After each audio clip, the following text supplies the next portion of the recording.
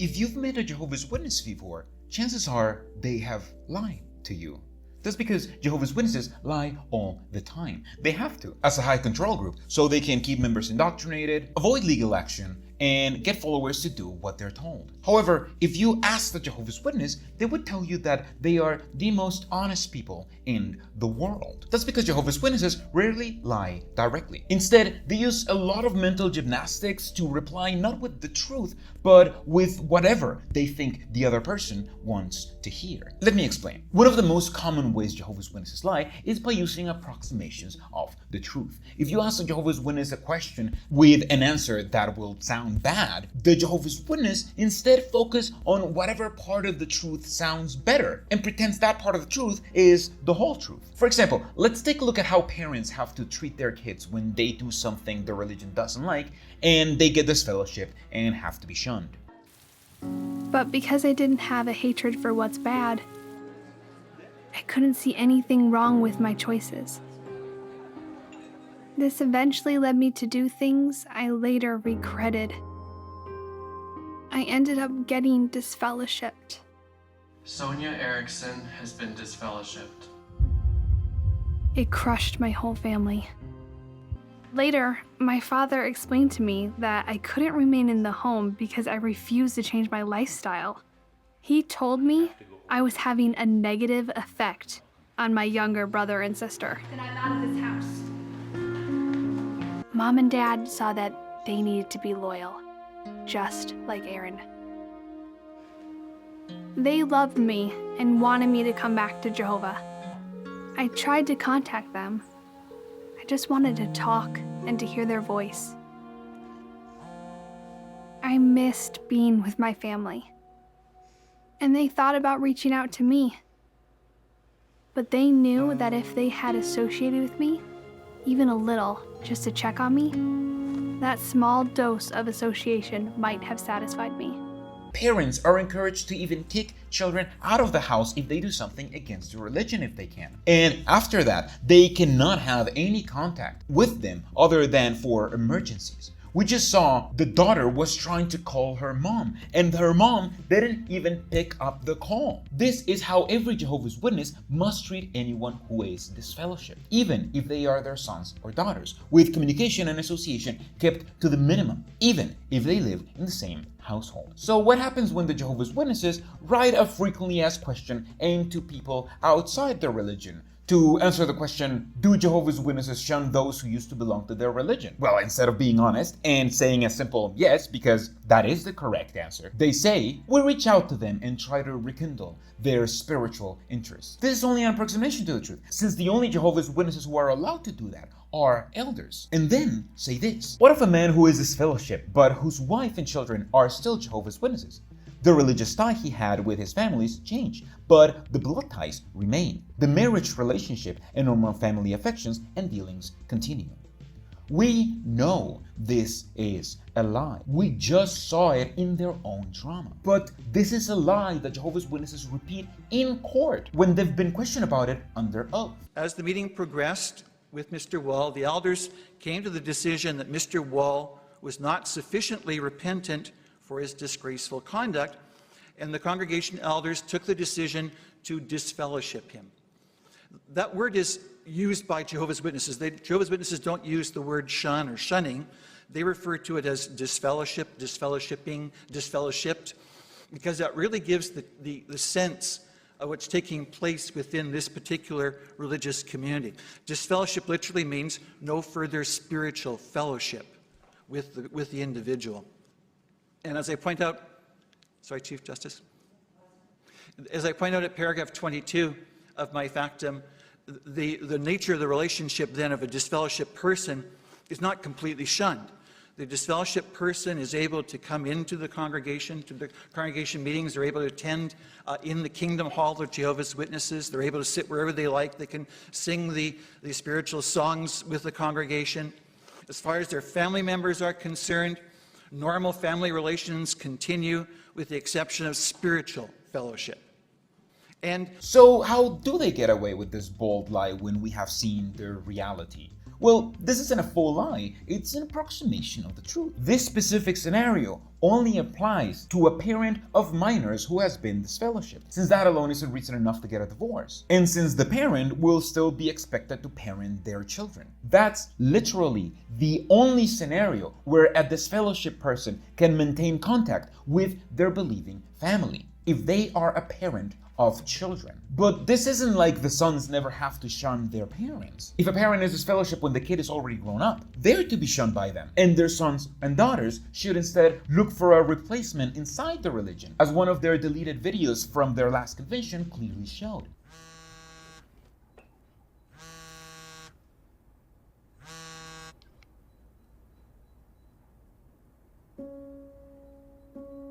Mom's disfellowshipping still feels so raw. Elsa, please speak up. I miss you so much. I just want to hear your voice. It's such a struggle. I miss her.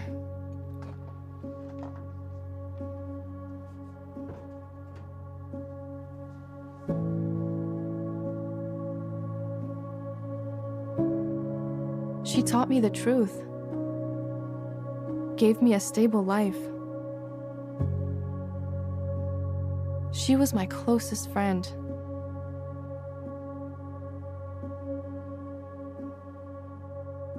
What's the harm in just calling once in a while? To chat. What has Jehovah promised me if I patiently wait? Spiritual brothers? Sisters?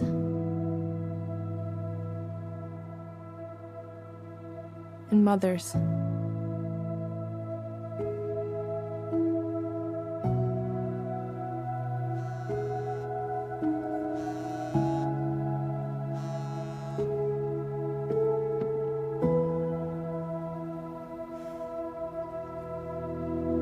If I focus on what I do have and wait patiently, someday, what I don't have may even come back to Jehovah.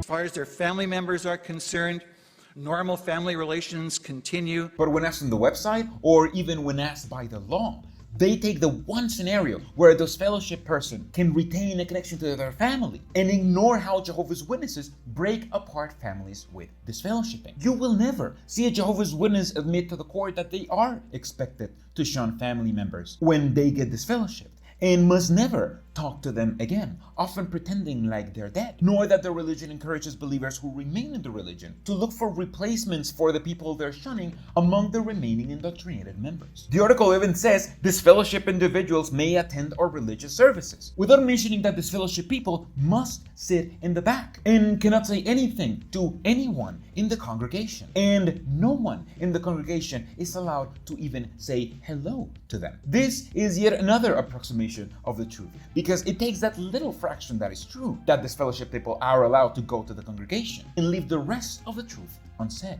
This is a very clear lie.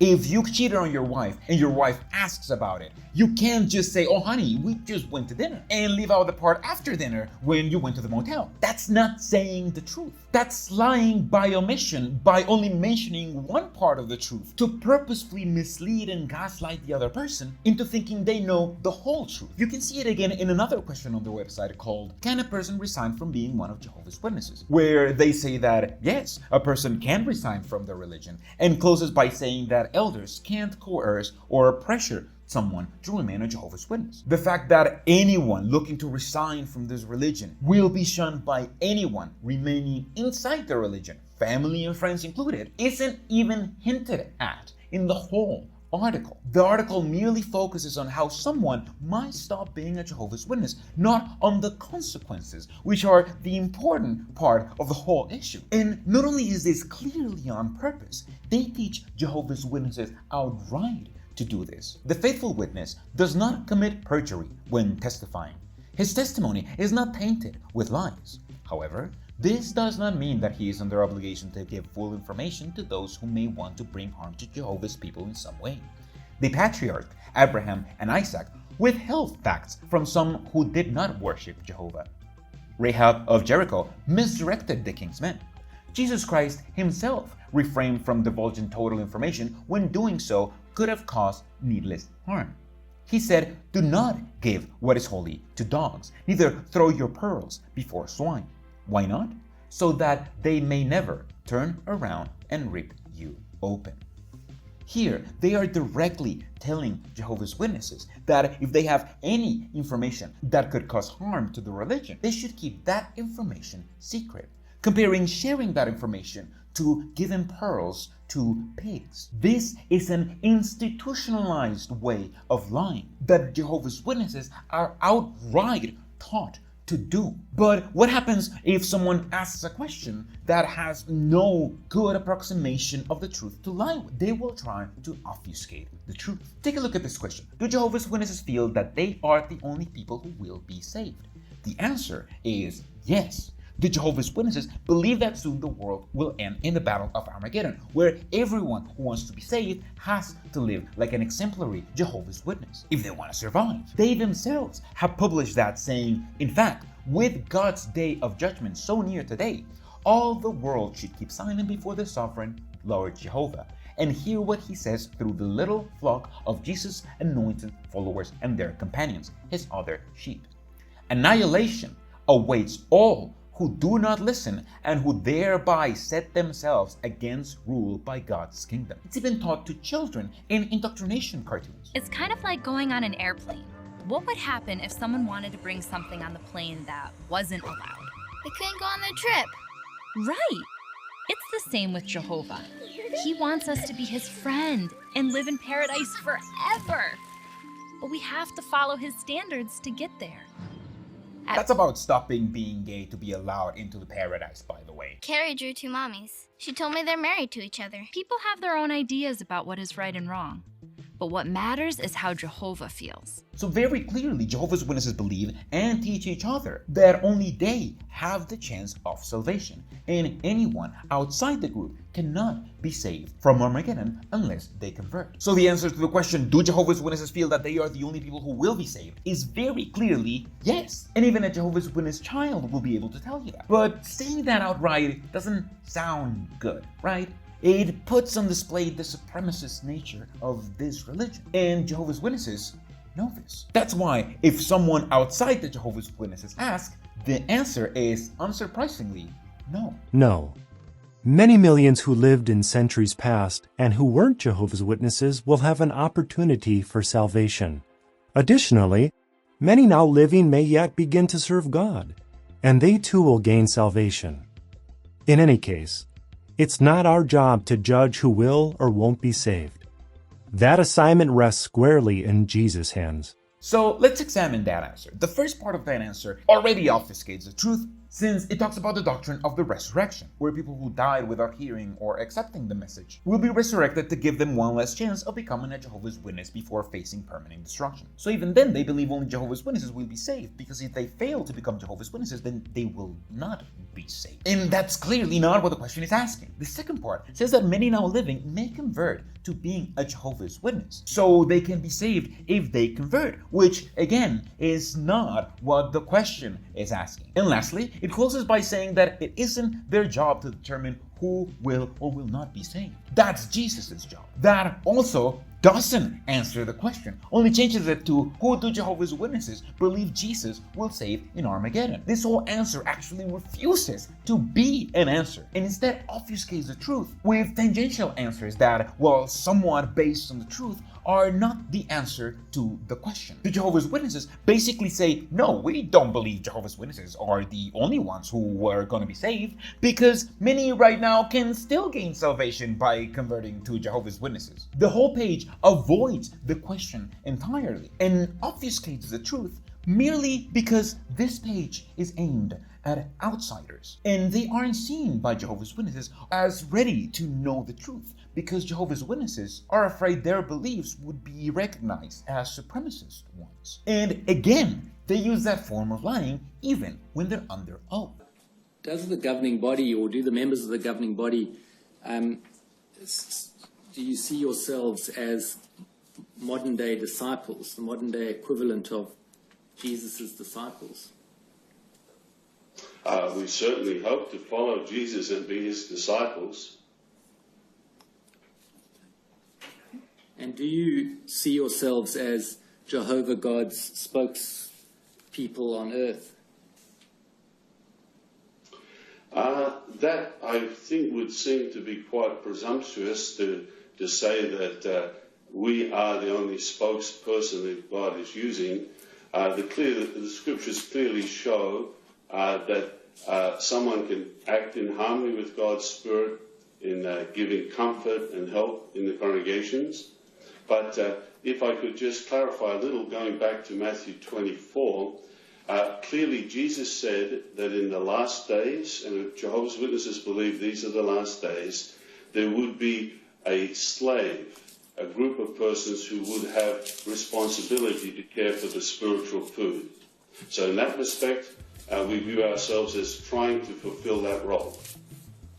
Jeff believes that him, along with the rest of the governing body, are the modern-day equivalent of Jesus' disciples. They have even made art portraying that same thing. But when asked, he obfuscates the truth by saying, "We hope to follow Jesus and be his disciples," which is not what he was asked. Then, when he's asked if he believes that they are the only spokespeople that God is using, he says that could seem quite presumptuous, and proceeds to continue obfuscating the truth instead of answering truthfully. In reality, Jehovah's Witnesses believe the governing body is the only channel God is using to guide his people. And they mention that repeatedly in their publications. And again, Jehovah's Witnesses are taught to obfuscate the truth to strangers. Like in this example where David's plane teaches his followers how to obfuscate the fact that Jehovah's Witnesses would rather let their kids die than allowing them to get a blood transfusion. Consider this.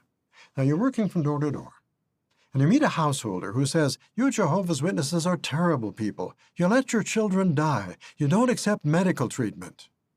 Well, you ask the householder, "Do you know any of Jehovah's Witnesses personally?" "No." "Then where did you get the idea that we let our children die and don't accept medical treatment?" The householder says, "I have it on good authority.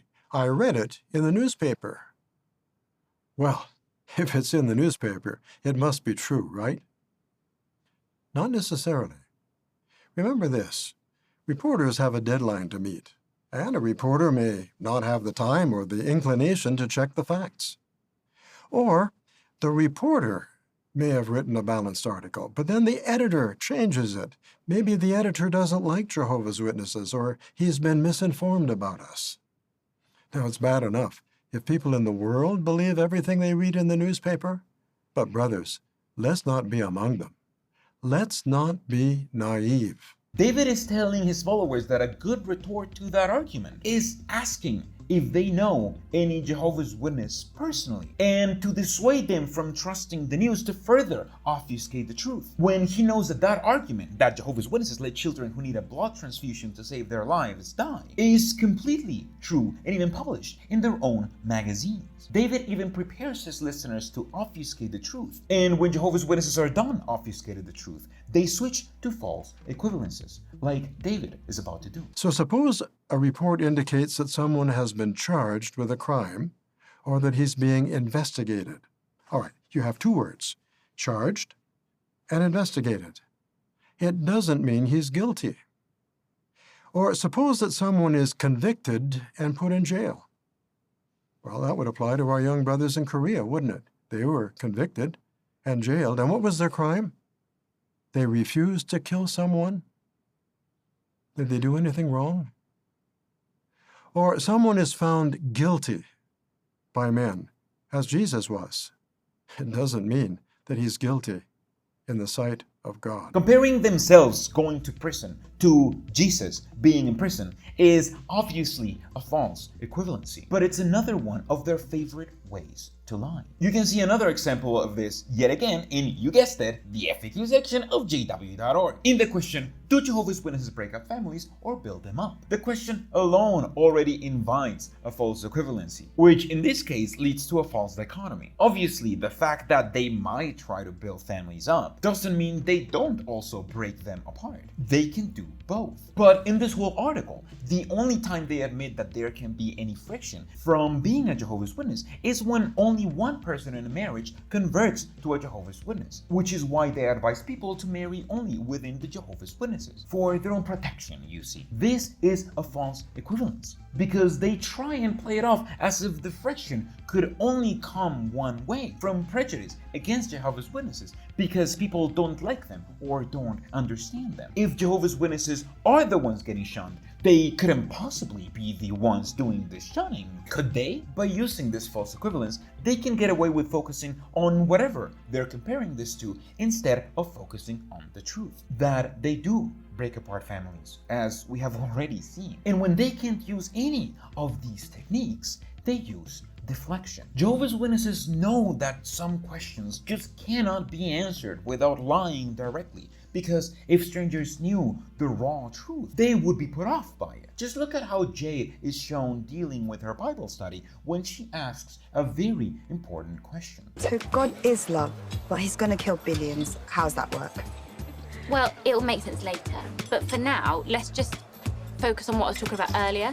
What she said is the truth, but Jade knows that she needs to indoctrinate her into finding that truth acceptable. So she just says that it will make sense later, aka when she's more indoctrinated. And they again teach witnesses to do that exact same thing, especially when they preach to strangers. I'd like to know if the Bible says anything about gay marriage. You know, that's a really good question.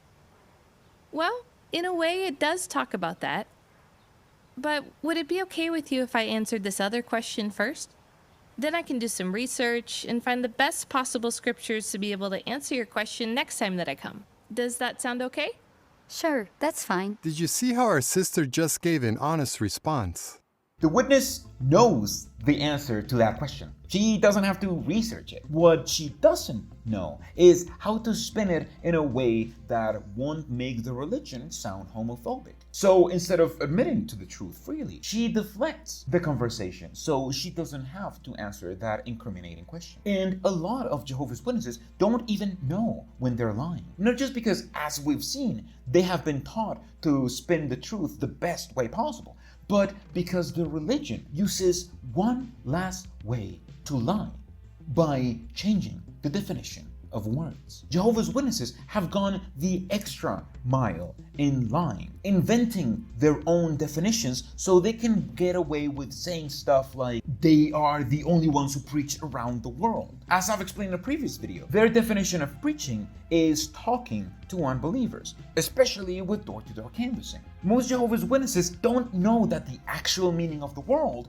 is talking about your religion with believers and unbelievers alike. So things like speeches in their kingdom halls are technically preaching, because then they would have to admit that multiple, much larger religions outreach them every day. And they use this word redefinition technique with a lot of words that are uncomfortable to Jehovah's Witnesses. For example, Jehovah's Witnesses are creationists. Creationists believe that God or a superior being created everything, the earth, the animals, and such. And Jehovah's Witnesses not only believe that God personally created the earth, they go an extra step by rejecting evolution and preaching that every animal was designed by Jehovah and Jesus the way that they are today. So what happens when in their FAQ they have to answer the question, do Jehovah's Witnesses believe in creationism? Well, Jehovah's Witnesses have decided that labeling themselves as creationists would be bad, so they reply with a lie. No. No. Jehovah's Witnesses do believe that God created everything, but we do not agree with creationism. They elaborate by saying that they don't believe in what some creationists say, mainly the length of the 6-day creation and the age of the earth. Since they don't believe that the earth was created in 6 natural days, nor that the earth is 5,000 years old, they claim that they are not creationists. But that is not what the word means, is it? Creationism is a religious belief that nature, and aspects such as the universe, the earth, life, and humans originated through acts of divine intervention. And that is what Jehovah's Witnesses believe. But since they don't like being called creationists, because they like to assume that most of their beliefs are in accordance with scientific facts, they change the definition of creationism to someone who believes the earth was created in 6 days and it's a few thousand years old to say we don't believe in that and therefore we are not creationists. And their redefinition of words allows them to perpetuate some of their most damaging doctrines. That's how they justify threatening people with destruction and Armageddon if they don't become Jehovah's Witnesses. Because for some reason that I can't pinpoint the origin of, Jehovah's Witnesses believe that a threat is something that might or might not happen. And since Armageddon is definitely going to happen, then it couldn't possibly be a threat. When a threat is simply a statement of an intention to inflict damage or other hostile action on someone as a retribution for something done or not done, which is exactly why you get destroyed or Armageddon. That's why it's not surprising to see them change the definition of the word cult, since Jehovah's Witnesses definitely are one, but would never admit to it. A cult usually refers to a high control group with isolationist tendencies, where obedience to the leaders must be absolute. Jehovah's Witnesses are definitely a cult under pretty much every definition of the word. But at this point of the video, you won't be surprised that the Jehovah's Witnesses have an article in, guess where, the FAQ section of their website that actually asks if Jehovah's Witnesses are a cult, and lies with a no, Jehovah's Witnesses are not a cult. No, Jehovah's Witnesses are not a cult.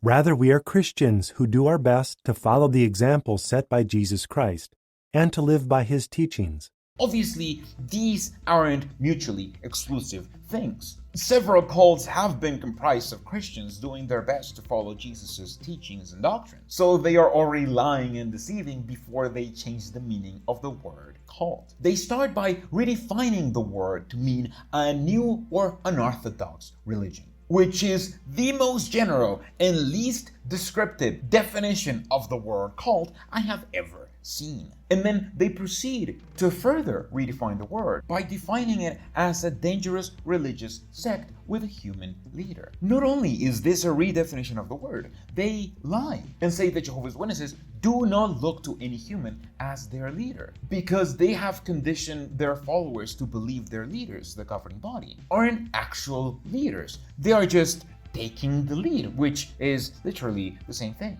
And obviously, anyone who says that their teachings, like the shunning of children, prohibition of blood transfusions, and shielding of CSA cases are dangerous, will immediately be labeled as an apostate and will not be able to remain in the religion. So they can get away with saying they are not a religious sect with human leaders, even though that is exactly what they are. But they go one step further. You see, at some point, every cult realizes that you have to lie to the outside world constantly. They can't rely on logical fallacies and deflection forever. They have to teach followers to perpetuate a positive image of the cult, even if they have to lie about it, because the image of the cult is more important than telling the truth. But as we said before, Jehovah's Witnesses believe that they are the most honest people on earth. So how can they get away with it? How can they lie all the time while claiming to be honest? Well, you can do it if you change the definition of the word lying itself. Lying is simply saying something you know is not true. That's it. However, Jehovah's Witnesses don't follow this definition of lying. Jehovah's Witnesses believe it isn't lying if the person you're lying to doesn't deserve to know the truth. In part of what's often called theocratic warfare, we must tell the truth to one who is entitled to know. But if one is not so entitled, we may be evasive. As a soldier of Christ, he is in theocratic warfare, and he must exercise utter caution when dealing with God's foes.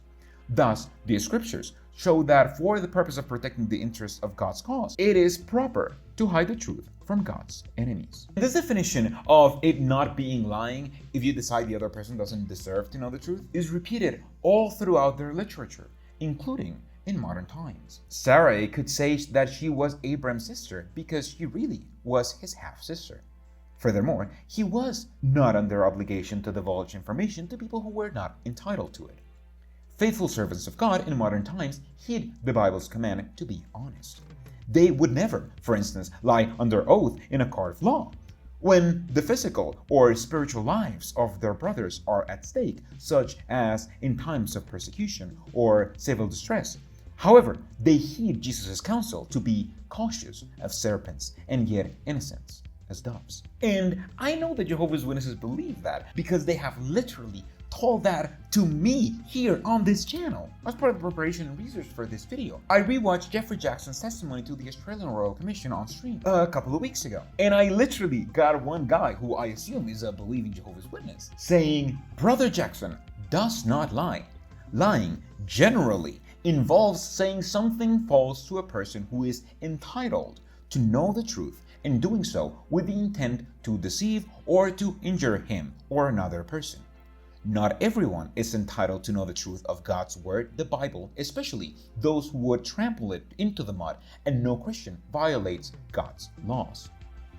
This is exactly what Jehovah's Witnesses are taught to believe. That lying isn't lying if you decided the other person doesn't deserve to know the truth. And that's why Jehovah's Witnesses can lie, sometimes overtly, while believing that they are honest. Because they have literally changed the meaning of lying itself. So they can lie whenever they want if they decide the other person doesn't deserve to know the truth. If they don't, especially if they're antagonistic towards your religion, you can lie as much as you want and it doesn't count. And here is where we have to consider why they lie. As I've explained all throughout my video, the Jehovah's Witnesses are a damaging cult, and at some level, they know that. They know that they have to present a front to other people that's completely artificial. As we can clearly see from all of the articles that we checked today in the FAQ section, which are written for outsiders. That's because the Jehovah's Witnesses are a cult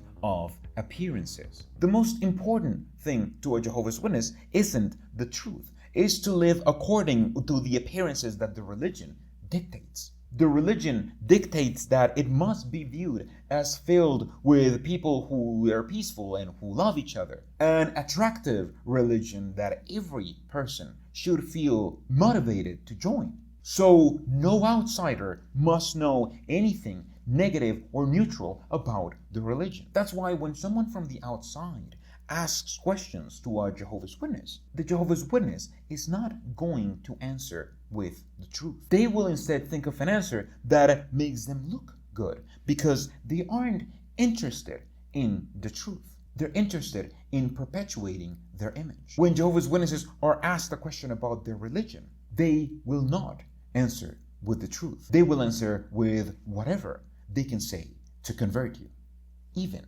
if it's a lie. Thank you so much for watching this video. I've been working on this video for a long time. I had to read and research a lot just to be able to come up with all of these examples of how Jehovah's Witnesses lie. I think it's important because when we realize how people lie to us, then it will be harder for them to lie to us again. So it's easier for you to be on the lookout if you know how someone is going to lie to you. So thank you so much to everyone, especially these guys, my patrons over here. I'll be doing live streams every weekend leading to Christmas, and I'll be doing a special live stream on Christmas for anyone who doesn't have like people to celebrate Christmas with. So thank you so much. Consider supporting me with a donation, and see you in the next video.